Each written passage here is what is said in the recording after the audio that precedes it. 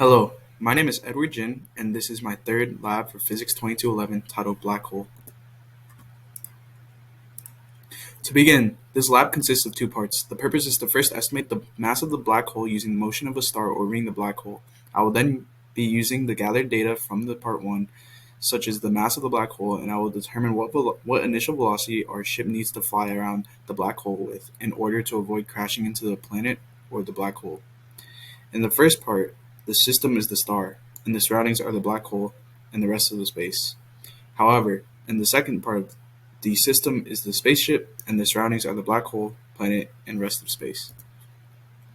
Now, discussing some fundamental principles and equations needed to know in order for this lab, Newton's second law, which states that an object's acceleration is dependent on the net force being applied to the object as well as the mass of the object, is very important to know here.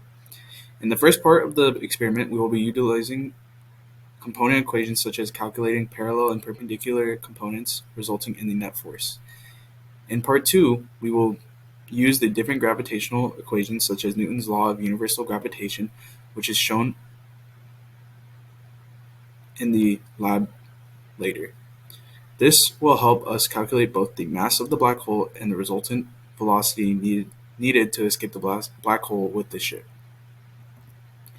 As for the initial conditions, the gravitational constant will be 6.7 times 10 to the negative 11th. The mass of the star is given, and the time interval is a day converted into seconds, which is 60 times 60 times 24. Here is the bulk of the code for part 1, ranging from line 155 to 194. The code calculates initial and final momentum vectors. Then, the equations below calculate the change in velocity and momentum. The net force is also equal to the change in momentum over time as shown. The next set of equations calculates the parallel and perpendicular components of the net force, which will be useful to finally calculate the mass of the black hole as seen. Here are the results from part 1, with the bottom result being the mass of the black hole, which will be extremely integral for part 2.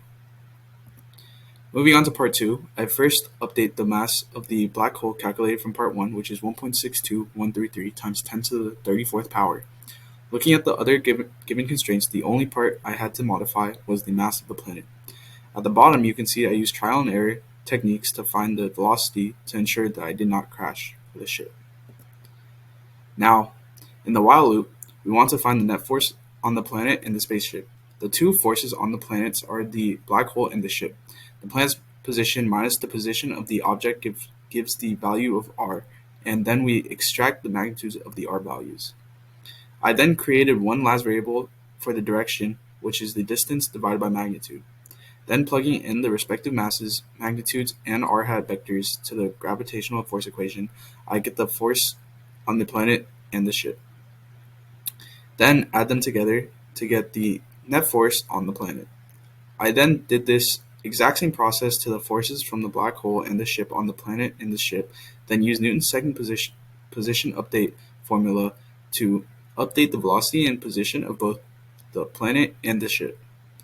I also want to note that there could have been human errors in my calculations, as when I used trial and error to find the speed of the ship in order to escape the black hole. Here are the results. We can see here from the data I got the planet's orbital speed, the planet's orbital period, and the ship velocity we needed in order to prevent a crash. Regarding the what-if question, to find the initial velocity of the orbit, we use the centripetal force formula, which is the mass of the spaceship times the sum of the velocity squared divided by the radius of the orbit. This can be calculated because we have all of the components at our disposal.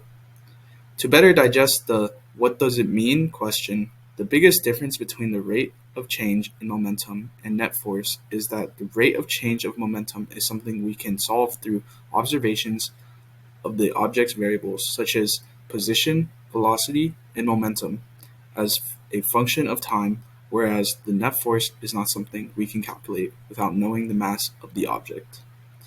Thank you so much for your time, and I enjoyed making this presentation.